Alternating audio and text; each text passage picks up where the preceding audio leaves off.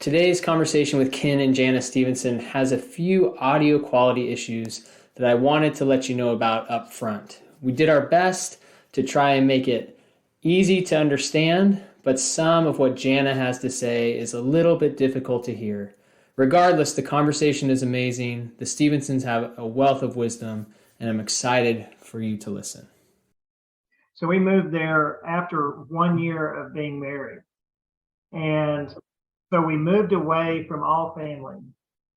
Jana's family lived in Lubbock. I was from Dallas.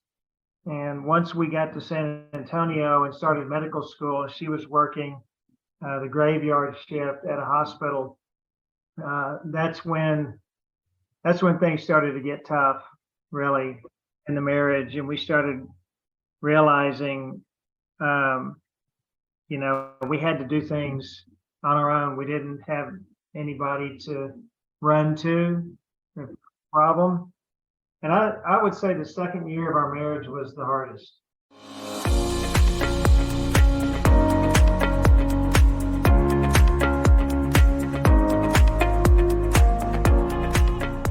What's up, everyone? You're listening to the Do Hard Things podcast by Elite SRS.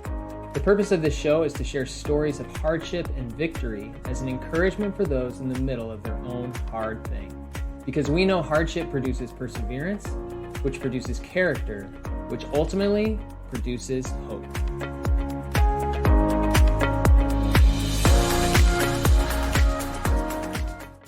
Today's guests are Ken and Jana Stephenson. Ken and Jana have been married for 37 years and recently completed an ultramarathon race in Finland over 7 days and 155 miles to challenge themselves and strengthen their marriage. They talk about a variety of difficult seasons, including Ken's orthopedic surgeon practice and their second year of marriage away from family. They're both filled with wisdom for all seasons and circumstances of life, and I'm excited for you to hear it. If you enjoy the show, please don't forget to subscribe and leave a review so more people can be encouraged by the stories we share. Now here's the conversation with Ken and Jana Stephenson.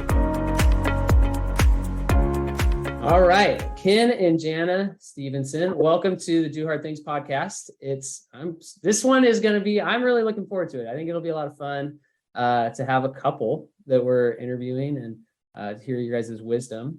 I would love for you to give some context for who you guys are. And I think the best way to do that is I'll ask a question, but then let you guys kind of take it from there. So when people ask you what you do, how do you answer that question? Well, we like to say that we help people. And so I learned that from a friend of mine not too long ago. He was an insurance salesman. And he said, I help people. I just happen to sell insurance. Yeah. And I really like that answer. And so what I do is I'm an orthopedic surgeon, and my subspecialty is foot and ankle surgery. And so I get a lot of opportunities. Yeah. People through my practice. And then there's other avenues where we help people too. But So how long have you guys been married and how many kids do you have? we've been married for 37 years. Wow.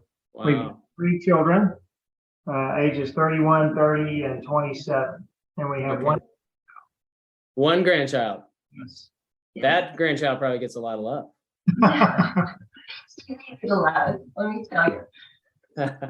Well, how old is your grandchild? She's 2. 2? She'll turn 2 in October. Okay.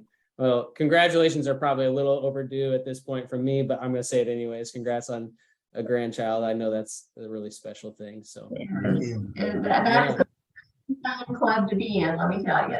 So yeah, I hear that from my parents regularly. And I had the opportunity to be with them and not with my family when they got a chance to talk to my kids. And it was fun to see like how excited they get on the other side of the camera, right? Because I'm always on the side where they're not there. And it was cool to like see just genuinely that they really enjoy. yeah, it's perfect. That's great. Yeah. That's awesome. So tell me how you guys met. Like, it sounds like medical field stuff is similar for you, but Is that how you met? Well, we met at Lubbock Christian University, which is in Lubbock where we live. And back in the day, it was Lubbock Christian College. We were in some science classes together, and so yeah, that's how we met. Okay, so you met in some classes. What was Ken? I'm guessing that you asked her out, not the other way around. But what was date number one? Date number one, we went to K-Bob Steakhouse and we went to a movie. A steakhouse. Yeah, it was well, I mean, it's not a high-end steakhouse, but we went to a Clint Eastwood movie. But go ahead. During our freshman year, and then we ended up getting married between our junior and senior year. Wow. So talk You about guys knew. things. We started then, you know. Yeah, no kidding. So yeah, talk about that. Like what was the experience like being in school? It sounds like as a college athlete as well. Yeah. And trying to do marriage at the same time. Right. And Jana was in nursing school. We mowed yards. So we had a lawn business. Together? Yeah, well, I did most of the work, but she would help me when I needed help. So Yeah. I mean, we've been working hard together our whole life. But really,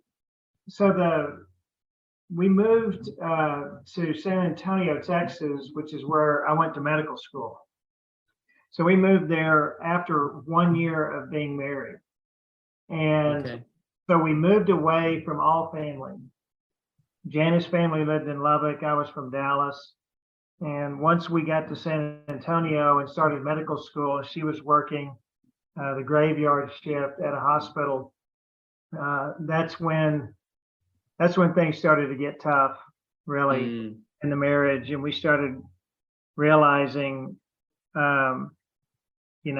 had to do things on our own. We didn't have anybody to run to. Yeah. Problem.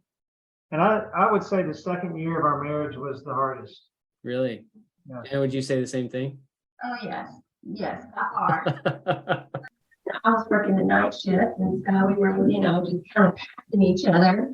And it was a tough year, a tough season for us. Yeah, no kidding. We did attend church, and we did find one of the elders, and counsel was him, and that was a very smart thing for us to do. We turned to each other. Yeah. So wise counsel, your personal faith, and then honestly, just like not having your safety net. Right. Like. And we've always had a spirit of, we're not going to give up. That's for us. That wasn't an option. Yeah. We've always had that mentality. Yeah. And also we've always, even though we can be incredible, for many times that we loved each other, but we didn't like each other very much. And so that we've always been able to get past that and not have critical spirits towards one.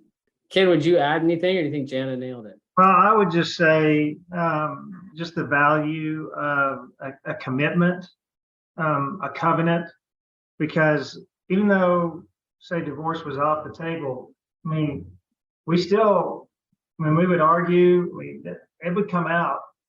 So I'm ashamed to say that, but deep down, our conviction is that we made a promise to God and to our family and to each other. And so it was a covenant relationship, and you don't give up on that. And so I think that was really foundational to our relationship from the beginning. Yeah. So talk a minute. The part of the thing that struck me when I heard your guys' story that was written in the paper was this commitment in your marriage to doing hard things. And did it come from this year 2 crucible experience, or did it develop independently in each other, and then when you came together, it just got to be magnified? Like, where did that come from? What's kind of the origin story? It's kind of interesting because I would say the physical part of it started when I was a fellow in foot and ankle surgery. I did it at Mayo Clinic in Scottsdale. And when I was out there, I had a mentor that I was training under. He said, "You want to ride bikes?" And I really didn't know what he was talking about because, I mean, I was used to having a bike with a banana seat and the flag on the back. And so, well, what I realized, and I said, yes, I'll ride bikes with you. Well, these guys were riding road bikes, and these were high end.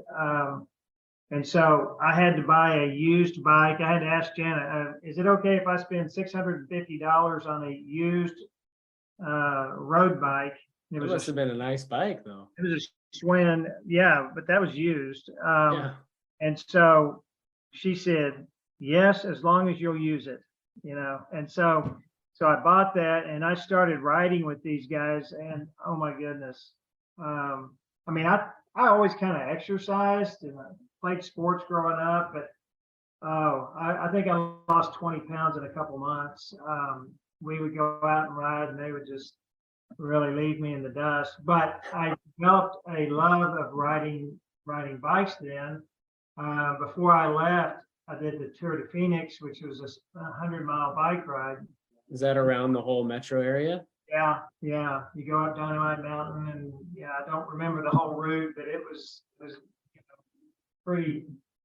It was a difficult thing to do, but I mean, so just started cementing in me, that you do something hard, it's going to get easier after a while. I mean, when I was first riding, I couldn't keep up with it. But then as I got stronger and stronger, then I was able to keep up with it. Well, we moved to Dallas, started our practice, and I wanted Jana to be involved with it as well. And so, and she's always exercised. And so we started riding together. And then eventually we ended up getting a tandem bike. And so that's how things started with us. And we started riding a lot. We would do a lot of centuries. There's something in Wichita Falls, Texas called the Hotter Than Hell, and it's done in August. So you can imagine it can be really warm. Another fun one we've done is the Enchanted Circle in New Mexico. It goes from Red River to Taos to Angel Fire back to Red River. It's a 100-miler, and there's go over a Bobcat Pass. It's over 9,000 feet, and so that's hard enough to do on a single. But if you're on a tandem, I was going to ask, did you do all that on a tandem bike? Yes. Oh, yes. wow. And there were times where we were going so slow uphill that I thought we were going to fall over. But, we just kept doing it. I want to say something about Jana. When we were training on a bike, I would say, you want to go this way or that way? She would always choose the hardest route. Really? There's something about her. Yeah, she's just tough. And she just likes to challenge herself and to challenge me. And so I got to where I'd hate asking her, because I knew she would pick the toughest route, whatever it was. But that's kind of how the physical side of it, doing hard things physically and endurance events, that's how that kind of got started in our marriage. So you're specifying the physical, but are you guys actively seeking out and pursuing hard things beyond the physical? Well, we try to, things like just putting ourselves in uncomfortable situations. I'm a real introvert, actually. I'm very happy just to stay home, but I realize that there are a lot of people out there who just need a smile or a word of encouragement. And so he's very good at saying, come on, we need to do whatever it is to get out there for other people. So that's a small thing. But other things, just for instance, what we did when we went to Finland. I don't know how much people know about that, but on that stage race that we did, it was a situation where we stayed in tents. Oh, We slept on the ground. We didn't shower. There were no showers right for 7 days. Like, it was a very good thing for us to do, because right about the moment I felt like complaining, I realized that there's a large portion of the world this is how they live. But this is a day event. And so then it just started this whole process of gratitude, of me thinking, I've got so much to be thankful for. And so that's what, actively seeking to do hard things, that's just one of the beautiful benefits of it, is that it helps you realize, if you'll have the eyes to see how very blessed you are. yeah. 7 days in a tent with no shower, and you chose to do it, and you're glad you did it. Crazy, huh? When I told my dad, he said, "Now, how much are they paying you to do this?" Yeah. Oh, one of my life goals is to never run a marathon, and so far so good. And I just like, it blows my mind that people will pay to go do like that whole thing. And people, I think it's the accountability, right? And it's the motivation that people are paying for more than anything, because you could just go do that for 7 days and come up with your own course, and then to do it with other people, there's that social aspect. Right. Yeah, putting something on the calendar that you train for is really invaluable to us, as far as that, again, the idea of discipline, because I think, to me, that's what we're talking about. We're not talking about doing difficult things just for the sake of doing difficult things. We want to do difficult things that have some purpose. And so, to me, that's really what discipline is. And so, it's good to have financial discipline. It's good to have spiritual discipline. I like to memorize, to memorize scripture as part of spiritual discipline. Jana's really good at journaling and stuff like that. But yeah, getting back to the race that we did in Finland, to put something on the calendar and then to train for it for about 9 months is how long we trained for it. And then to go there and accomplish it, that was, very fulfilling and rewarding to us. And we got to meet people. There were people from over 40 countries there. Wow. In our tent, we had 2 Japanese competitors. We had a guy from the UK. So you get to meet people from all around the world that are like-minded. And so if you get to feeling like you're going to complain about something, you look around and hey, there's over 100 people here doing the same thing, and so it doesn't make any sense to complain. Nobody cares. Really. It's really inspiring, to do that kind of stuff, and to just you're walking along or running along with other people, and there's people out there that have it a lot worse than we do. I saw people wearing braces that need knee replacements, and they were out there doing it. There were people with type 1 diabetes. There was a 72-year-old guy from Japan that finished. Saw a guy out there that had an injury and had a foot drop. So there's all kinds of people out there that, just were really tough. And, you just get to talking to each other. They say, "Oh, it's just pain, or I'll survive," and you just encourage one another. There was there was a guy there that was in the military or ex-military. He's a veteran, and he had a nonprofit organization to help people with mental problems following their service in the military. So there's a lot of really inspiring people, and Yeah. that was quite a blessing for us to get to meet people. So what's the next thing on your calendar? We don't have anything on the calendar just yet. I mean, you just finished, but that's it. If you enjoy the podcast, please do us a favor and head to your favorite podcast platform and leave us a review. It helps a ton. And there's a reason all the podcasts you listen to ask you to do this. We want to continue to encourage people in the middle of their difficult seasons, and your ratings help boost our podcast visibility and the stories of our guests. Did you pause it and leave a review? If so, thank you. All right. Back to our conversation.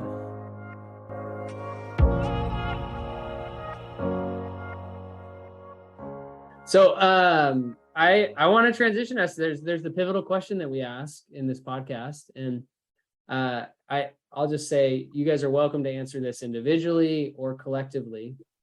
But the question is, what is the hardest thing in your life you wouldn't take back? And the reason for that is people in the middle of their own hard season oftentimes have a hard time with perspective and hope, but stories can meet them where they're at and give them both. And so that's the intention of the question and the podcast. So for you guys, what's the hardest thing in your life you wouldn't take back? You want to start?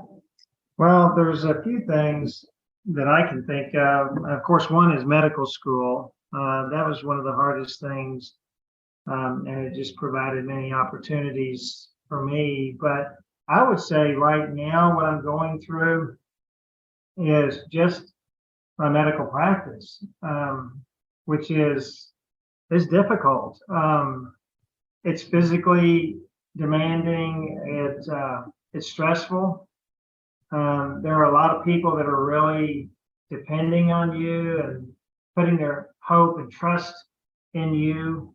And sometimes things turn out the way you want them to, but sometimes they don't.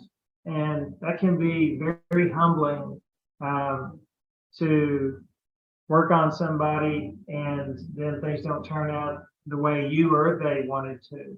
And so that's difficult. You have to have compassion and maturity and humility. But it's a stressful job. And so, but I feel, blessed and honored to be able to help people as much as possible. And then even just my employees, that rely on me to be there and to get the work done, and they help me tremendously too. But we rely on each other.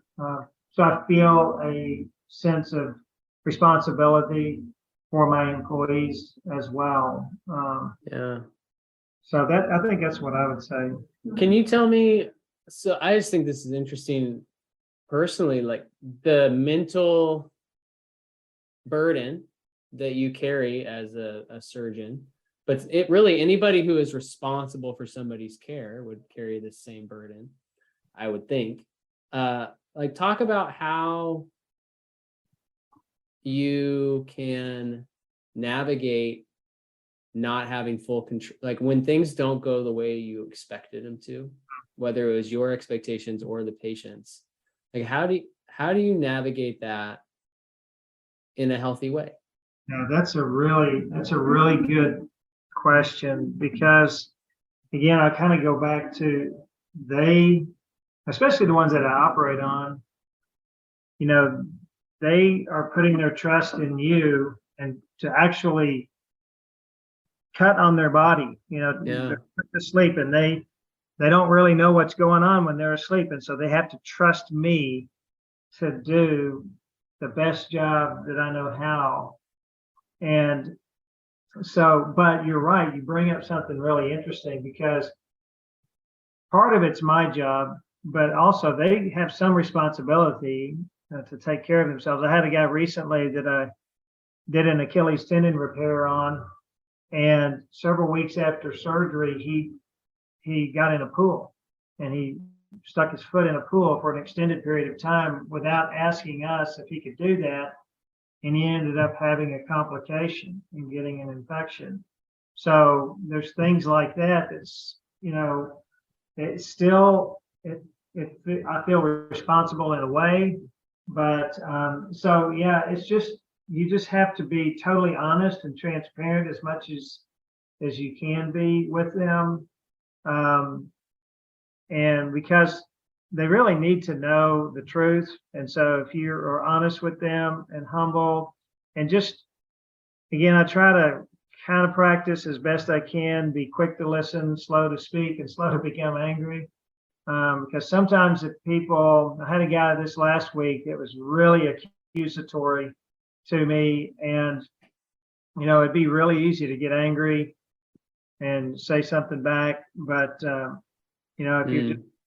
if you're just patient and, you still speak truth, but also realize in that practice, that people, number one, they're hurting, they're not feeling very good. It's probably going to be a financial burden for them as well, because healthcare is so expensive. They may be missing work. So there's a lot of things that can really be weighing someone down when they come in, to see you. And I think it's really important to keep that in mind as well, because they may be in a bad mood because of any number of things. So I think that's one of the reasons why it's stressful. I heard recently that there was a girl that was 13 years old that was admitted to Alabama, a medical school in Alabama, as a student. She's the youngest person ever to be admitted into medical school. And I just thought, how in the world can you have the emotional maturity to that kind of thing? I don't. Well, it's just interesting for me to talk to you about the emotional side of like being a surgeon or a doctor, because I think, some of the TV shows that can, portray doctors and surgeons, they're kind of like really rational, logic. I think about House, or some of these shows, but the nurses are the ones who care and have the emotional connection and empathy. And the doctors and surgeons, the emotions are aside, they've got to do their job. And like to hear you express like the emotional difficulty of the job that you have is just interesting for me to process. And I think isn't a common perception of people in your position. And I think it gives me some empathy for you.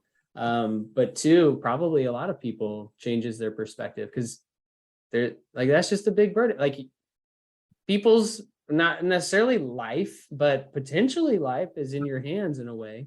You'd have to be a robot for that to not affect your emotions, I suppose. So, well, he wouldn't say it, but he does carry a lot on his shoulders, and he carries it with grace and humility. Yeah. And he prays with his patients.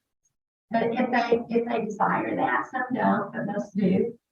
So if you're praying with people and it didn't go the way you guys expected, like how does that change the conversation? Because I think for people, you bring God into the picture and you're like, well, now God's at fault for my situation. And maybe they were already thinking that way, but you guys explicitly, brought him into this situation in that moment.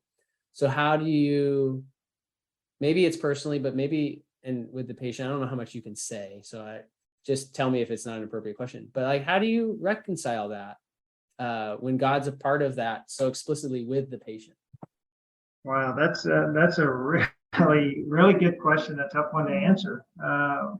Because, when you pray to God, you want everything to turn out the way that you want it to, right, or the patient wants it to.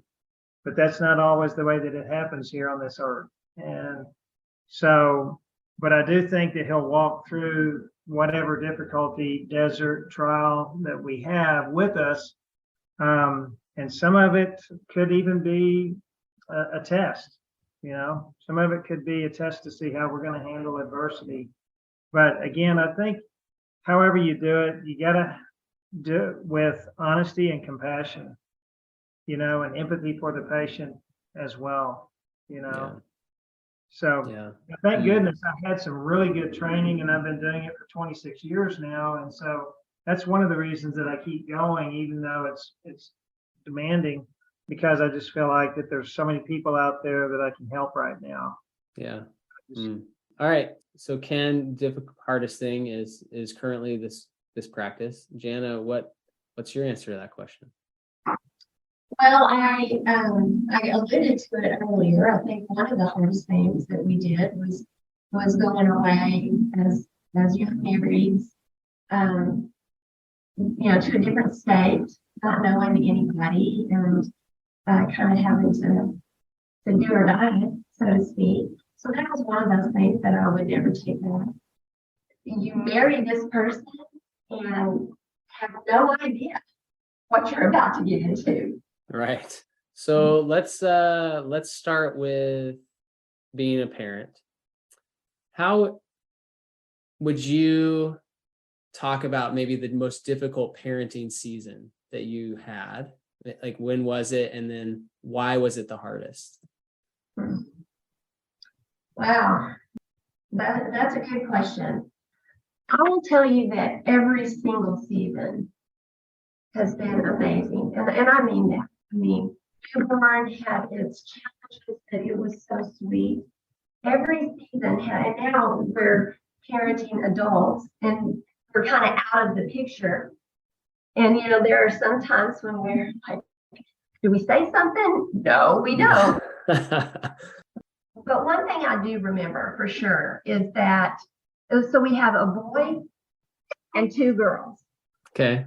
And our son early on was more of a challenge, and not in a, just in that he required more from us. He was busy, he was into everything, he was, and our girls were super easy. Well, about teenage years, that flipped. Everything they were going through, and just, it's just hard being a middle school girl. Let me just tell you. You're not the first person I've heard that from, so I believe it is true. Right. So that kind of flip-flopped, but I don't know, by the grace of God, and I'll tell you what, I would lay my head on the pillow at night and say, Father God, please just fix everything I just messed up. Because by His grace that we have 3 amazing, incredible kids now. And then, you guys talked about year 2 being really difficult in marriage, but 37 years, there's 35 more years that you guys potentially could talk about. So outside of that second year, can you think of another time that was difficult for you guys in marriage? We've definitely gone through seasons, I'm telling you, because I mean, there are times when you feel like you're close and, you're hitting on all cylinders and everything. And then there's other times when you're not. I would say, when you have children and they're busy with activities, that's difficult. I mean, because you can grow apart from each other. You're exhausted all the time. So you have to be pretty intentional about not growing apart from each other. And that's really one of the beauties of doing these endurance events together, because we heard so many times that people, the kids would leave home and you're laying in bed with somebody you don't know. And so we purposefully did things together. One of the other things that we did that we really enjoyed was we hiked the Grand Canyon several times, and we've done rim to rim twice, and then we did rim to rim to rim once as well. And it's no joke. No, it's not. And so doing things like that where we get away and it's just Jana and me, I think that really, and we want to encourage married couples to find something to do together. Maybe it's not endurance events. Maybe you take a cooking class together. Maybe, I don't know, there's something that you have to do that you both have in common and you both enjoy doing. so you can continue to grow closer to each other. One other thing that we did that was difficult, just kind of talking about putting yourself in difficult situations, is that we fostered 2 children, and we did that after we were empty nesters. Really? Yeah, and so we had a little boy and a little girl for how long? Like a year and a Almost half? a year. Wow. Oh. Were they related? Yes, brother and sister. Yeah. And the blessing is that we still get to be in contact with them. They were adopted by a wonderful Christian family that lives pretty close, and so we still get to be in contact with them. Wow. But that's one of those things where you intentionally, I don't want to say you put yourself in a difficult situation, but because really, as Christians, we should have compassion on vulnerable people, and so it doesn't get a whole lot more vulnerable than kids that have been taken out of their home and ripped away from their family. Yeah. Yeah, that is a meaningful thing to do. And it probably doesn't matter when you do it. It is going to be hard. Like, it's probably hard to get back into parent mode after, all your kids have left. And it's, I know, hard to take on more when you're in the season of parenting, because you already feel stretched pretty thin. And so there's never like an easy time to like give of yourself, right? So let's talk about, you guys have experienced a lot of hard things. You have lived a lot more life than a lot of people probably listening to this. Like 37 years of marriage, that's 74 years of an individual experience between the two of you alone. So what advice do you have for somebody who's in the middle of a difficult season right now? Oh boy. First of all, the heart goes out to them. It's hard to be in the middle of something difficult. But I would say, number one, don't give up. And remember that it's not always going to be this way. Keep that perspective, knowing that it won't always hurt. It won't always be this hard. Whatever you're going through, break it up into doable segments. It's something that is emotionally challenging. If it is just, I'm going to get out of bed this morning, then get out of bed this morning, brush your teeth, and consider that a victory. Don't try to do it by yourself. And that's a hard thing to do sometimes. But find somebody to walk through that with.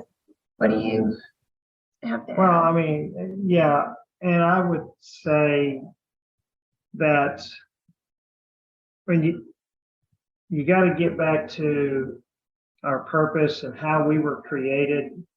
So no one knows better about relationships and how to handle relationships than God does. And so we recommend going to scripture, just because we're taught so much about relationships, we're taught so much about love, we're taught so much about forgiveness, we're taught so much about humility, about reconciliation, and that's kind of what you're talking. Well, I mean, if it's a relational thing that you're going through, I think that's where my mind went.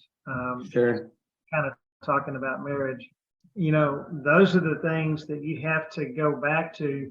If you're doing physical things, okay, you got to get back to basics. If you're training for something, you got to get back to basics. It might be strength training, it might be nutrition, it might be making sure that you're avoiding an injury, a stress injury, by following a training plan or a guide.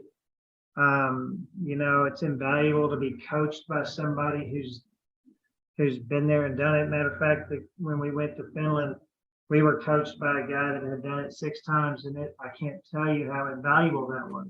Wow. And so, and Jana alluded to this, I mean, maybe get some professional help if you need help. Talk to someone who's been through what you're going through and is successful and came out on the other end. Mm. But I just have to keep going back to our Creator knows us best, and we have advice in Scripture that tells you, how to handle hard times and difficult times. Yeah. Yeah, that's a lot of good wisdom from both of you.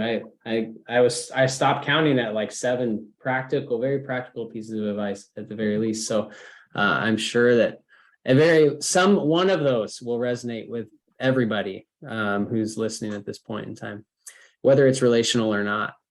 I like to wrap up conversations with the same question, because hard things, as you guys have testified to, and through some of the different stories, they don't just stop. Like, you don't have one hard season. Nobody's guaranteed like 2, and then they're capped out and everything else is going to be easy. Like, hard things are just a reality and a present part of our lives. In particular, if you're somebody who is wanting to grow or care and invest in other people and give of yourself, life is messy and things are hard. And so the question I like to wrap up with is, what's a hard thing that you're in the middle of right now? Our family is definitely in a very hard season right now. However, I can't be too specific because it's not my story to tell. Sure, And that's okay. some things that we do is, number one, we continue to praise. We praise God no matter what, even though we don't understand. We find things to be thankful for, because there are so many things. Even, sometimes if the only thing that you can think to be thankful for is that you woke up this morning breathing. If you just start thinking about it, then you realize we have so much, even though things are heavy and hard. We got. I wish I could be more specific, but I can't. That's okay. Yeah, I understand. I think stories are a very personal and meaningful thing, and they're not for everybody all the time, and that's all right. Yeah. Ken, anything to add, or did Jana cover it? I think she covered it. I think I think it's affecting, both of us and our marriage, but yeah, I think we're handling it as best that we can right now. I agree with you. Life is just messy, and it doesn't get easier. In my practice, I take care of a lot of people that, as they age, they say, the golden years aren't as golden as I thought they were going to be. And so that is one thing that, I get to see in my practice every day, people that don't take care of themselves and don't do those hard things. Because our bodies, the way that they were created, obviously, if you're observant, you realize that, when you lift weights, you get stronger. When you run, your heart rate ends up going, your resting heart rate goes down, or you jump rope. Yeah. You get stronger, and it makes the normal things that you do easier. For instance, people that are sedentary end up having a lot more joint replacements, like knee replacements, than people who are exercising and running. And so I've heard people say, if you run, you're going to wear your knees out. And it's like, no, that's actually the opposite. If you sit around all the time, then your knees are going to wear out because you have more inflammatory markers floating around in your bloodstream. So it's just the opposite. And so that's just a general principle of life. And so that's one thing that motivates us to continue to keep moving and doing hard things physically, because it makes things easier physically. Go figure. Yeah. And so, but anyways, I use that as motivation.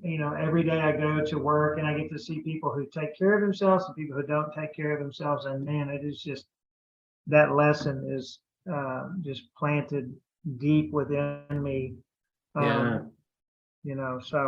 but we're eventually these bodies are going to give out, And that's another struggle that we have yet to face, and we'll face that in the future when that part comes. Yeah.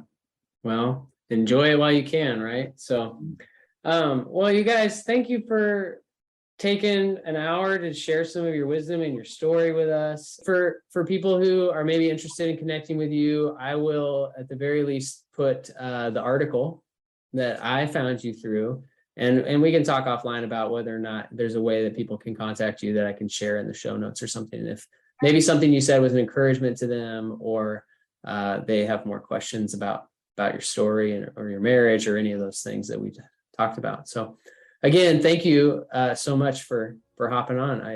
I loved it. Well, great. Thank you. We did too. Just so much appreciate it.